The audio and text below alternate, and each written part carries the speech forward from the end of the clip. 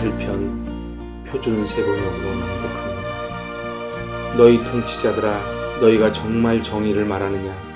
너희가 공정하게 사람을 재판하느냐? 그렇지 않구나. 너희가 마음으로는 불의를 꾸미고 손으로는 이 땅에서 폭력을 일삼고 있고, 악한 사람은 모태에서부터 곁길로 나아갔으며 거짓말을 하는 자는 제 어머니 뱃속에서부터 빗나갔구나.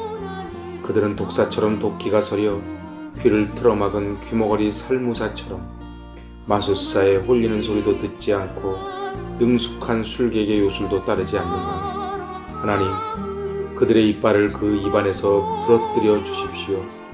주님, 젊은 사자들의 송곳니를 부수어 주십시오.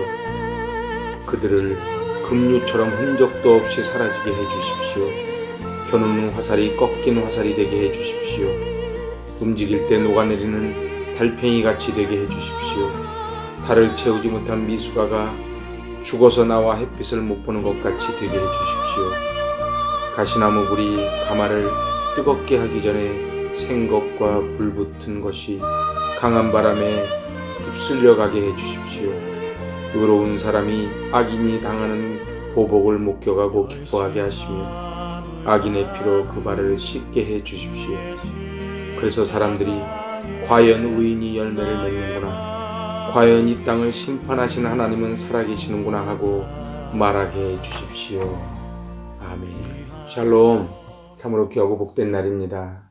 오늘 들려지는 시편 58편을 통해 하늘의 놀라운 비밀, 그리고 이 땅을 살아갈 힘을 공급받는 시간 되실 수 있기를 바랍니다. 오늘 시편 58편은 믹담의 시입니다.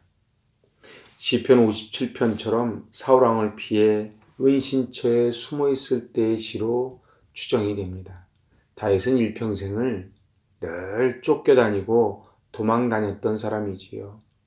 우리도 이 땅을 살아가다 보면은 얼마나 악인들이 눈앞에서 잘 되고 의인들이 고난을 당하고 무너져 내리는 모습을 보며 과연 하나님은 살아계시는가 낙심될 때가 있지요.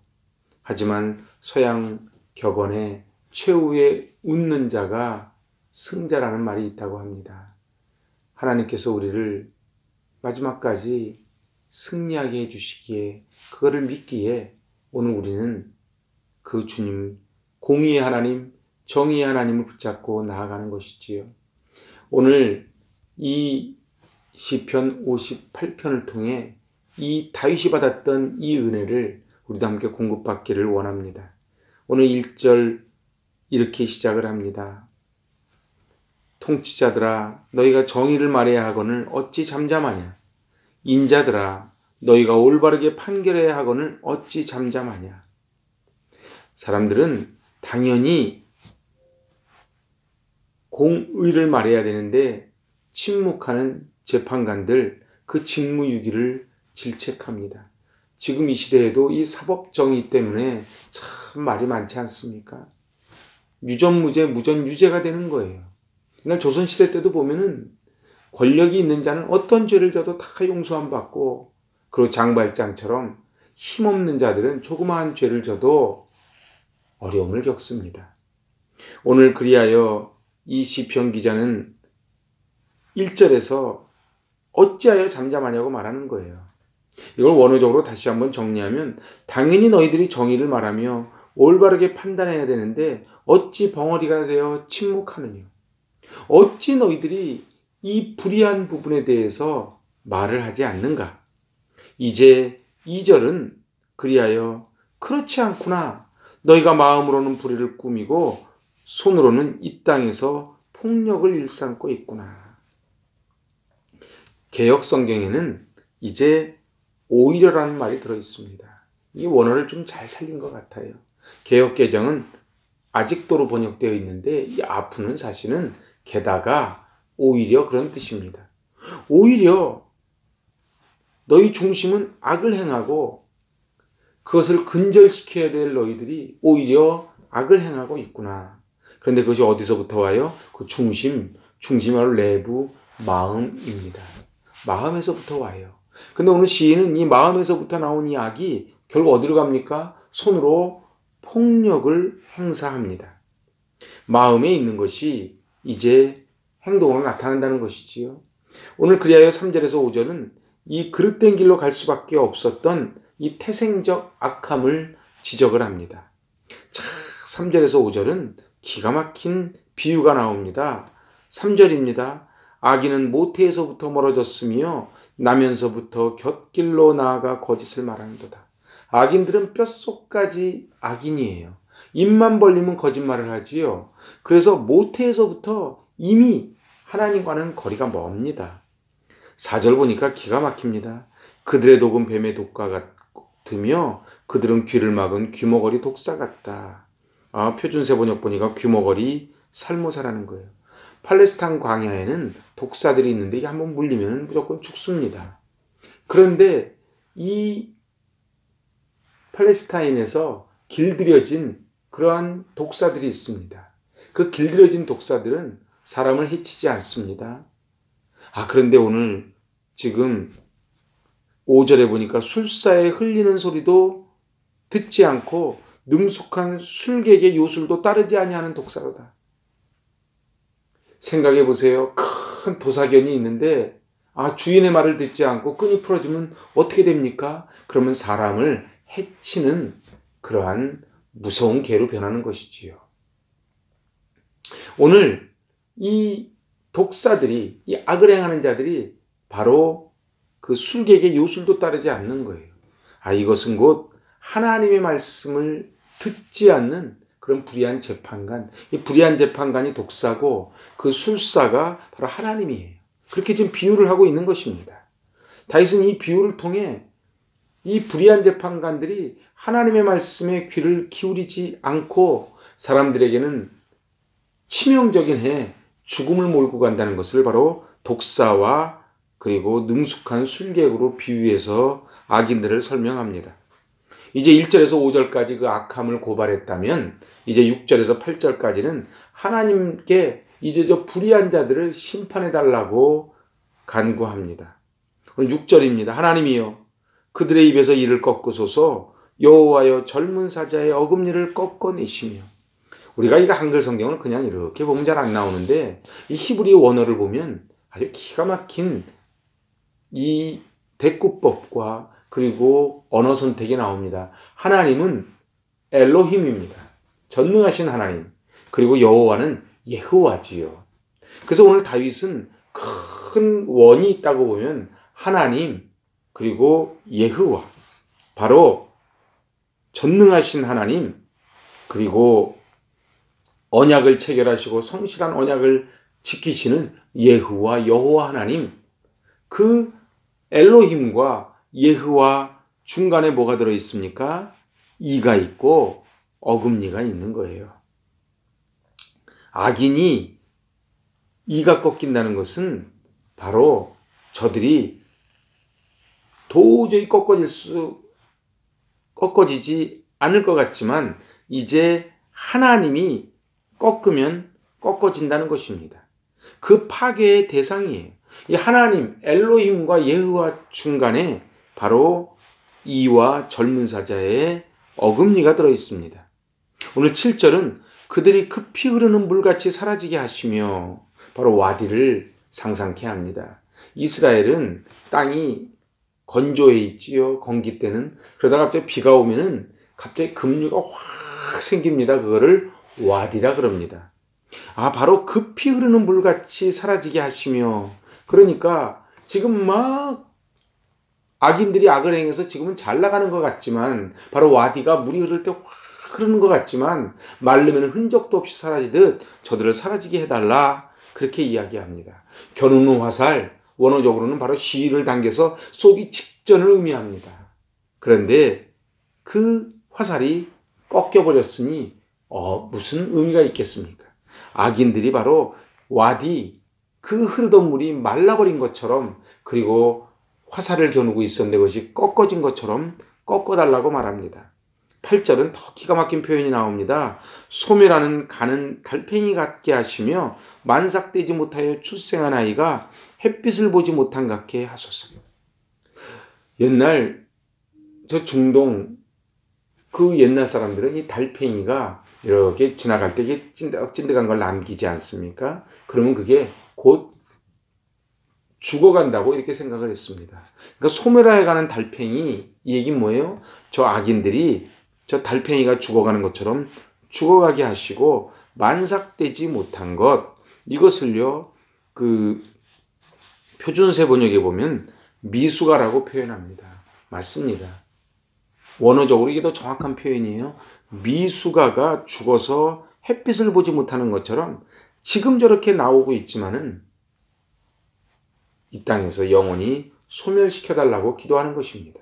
이제 마지막 9절에서 11절은 이 기도가 응답될 것을 확신하며 온 세상을 향하여 하나님께서 신속하게 악인을 심판하실 것을 선언하는 내용입니다. 오늘 9절입니다. 가시나무 불이 가마를 뜨겁게 하기 전에 생나무든지 불붙는 나무든지 강한 바람으로 휩쓸려 가게 하소서. 그렇습니다. 이 악인의 운명을 가시나무 불에 비유합니다. 가시나무, 유대 중동 지역에서는 이걸 땔감으로 많이 썼습니다. 잘 타지요. 그런데 이게 바람만 불면은 금방 꺼져버리거든요. 바로 악인들이 가시나무 불처럼. 그런데 여기 보니까 뭐라고 돼 있어요? 가마를 뜨겁게 하기 전에. 실제로 저들이 열매가 무르익기 전에 그렇게 저들을 바람처럼 날려달라고 이야기합니다. 오늘 10절입니다. 의인이 악인의 보복당함을 보고 기뻐하며 그의 발을 악인의 피에 씻으리로다. 근데 오늘 이 말씀은 잘 봐야 됩니다. 이것은 의인이 악인의 멸망을 바라거나 속으로 쾌재를 부르고 기뻐한다는 표현이 아닙니다. 오히려 이것은 의를 위해 핍박받던 의인들이 이제 하나님의 공의가 세워지고 그로 인하여 세상에 정의가 세워짐을 바라보며 기뻐하게 해달라고 하는 것이지요. 이제 마지막 11절입니다. 그때의 사람의 말이 진실로 의인에게 갚음이 있고 진실로 땅에서 심판하시는 하나님이 계시다 하리로다. 표준세 번역은 과연 의인이 열매를 맺는구나, 과연 이 땅을 심판하시는 하나님은 살아계시는구나 하고 말하게 해 주십시오. 다윗은 선악간에 이루어지는 하나님의 심판이 삶의 현장에서 확실하게 나타난다는 것을 신뢰하고 믿고 선포합니다. 오늘 이 시편은 11절밖에 안 되지만 1, 2절에 바로 저 악인들이 잠잠하고 악을 행하고 그리고 중심 마음에 있던 것을 폭력을 행하는 그 모습을 보고 분개했다면, 통탄했다면 이제 마지막 11절에는 과연 의인이 열매를 맺는구나, 이 땅을 심판하신 하나님은 살아계시구나, 맞아, 하나님은 살아계셔 라고 사람들이 인정할 수 있게끔 하나님 그렇게 저 악인들을 벌해 주십시오, 그렇게 노래하는 것입니다. 저는 오늘 말씀을 시작을 하면서 서양 격언을 최후 웃는 자가 진정한 승자라는 서양 격언을 말씀드렸습니다. 그래서 저는 이 찬송 좋아합니다. 최후 승리를 얻기까지 주의 십자가 사랑하리, 빛난 멸류관 받기까지 험한 십자가 붙들겠네. 아멘. 최후 승리를 얻기까지 그 십자가를 붙잡고 나가는 것입니다. 왜요? 대장 예수께서 우리를 대신하여 싸워주시기 때문에 그렇습니다. 사람들은 이 세상이 다 끝이라고 생각하지만 히브리서 9장 27절은 그렇게 말씀합니다. 한 번 죽는 건 사람에게 정해진 것이요 그 후에는 심판이 있을 것이다. 그 심판 때가 되면 악인은 영벌을 받을 것입니다. 그리고 하나님께서 하나님의 나라를 위하여 애쓰고 수고한 자를 갚아 주실 것입니다. 과연 누가 최후의 승리자입니까? 누가 마지막에 웃겠습니까? 이 세상에 이기적인 탐욕을 행하며 많은 남의 것을 빼앗고 남을 짓누르는 자들이 승리자가 아니고 지금 이 땅에서의 고난을 당하지만 저 하늘나라 바라보며 공의와 사랑으로 달려가는 이 땅의 성도들일 것입니다. 다윗의 기도가 보여주는 것처럼 악인들의 최후는 이제 바람에 나는 겨처럼 흔적도 없이 사라져버릴 것입니다. 오늘 시편 58편 짧지만 너무 더 깊은 의미를 담고 있고, 마치 지금 21세기 우리의 삶에 다윗이 왔던 것처럼 그런 고백을 하는 시편입니다. 우리 이 땅을 살면서 얼마나 악인들이 득세하고 횡행하는 것을 봅니까? 하지만 오늘 다윗의 고백처럼 과연 의인이 열매를 맺는구나, 공의의 하나님이 과연 살아계시는구나, 그 고백을 하게 될 줄로 믿습니다. 마지막으로 요한복음 16장 33절 말씀을 낭독하며 오늘 말씀을 마칩니다. 이것을 너희에게 이르게 함은 너희가 내 안에서 평안을 누리게 하려 함이라.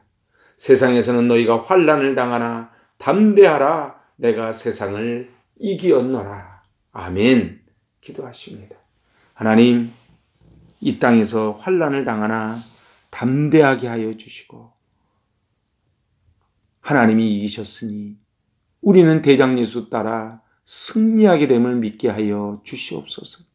이 땅의 악인들이 득세하고 횡행하는 이때에 과연 하나님이 살아계심을 만민이 알게 하여 주시고, 하나님이 공의의 하나님이심을 알게 하여 주시고, 무엇보다 눈물로 씨를 뿌린 자는 기쁨의 단을 거두심을 믿고 오늘도 일희일비하지 않고 하늘나라 바라보며 승리하게 하여 주시옵소서. 예수님의 이름으로 감사하며 기도하옵나이다. 아멘. 할렐루야. 주님 손 꼭 붙잡고 승리하시길 바랍니다. 아멘.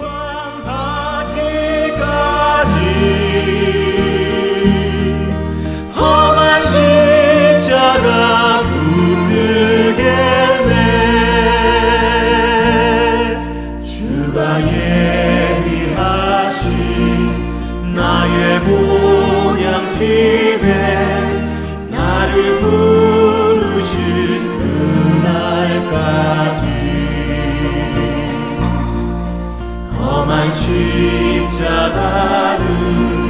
항상 달게 쥐고 내가 죽도록 충성하리. 죄의 승리를 얻기까지 주의 십자가 사랑하리. 빛나며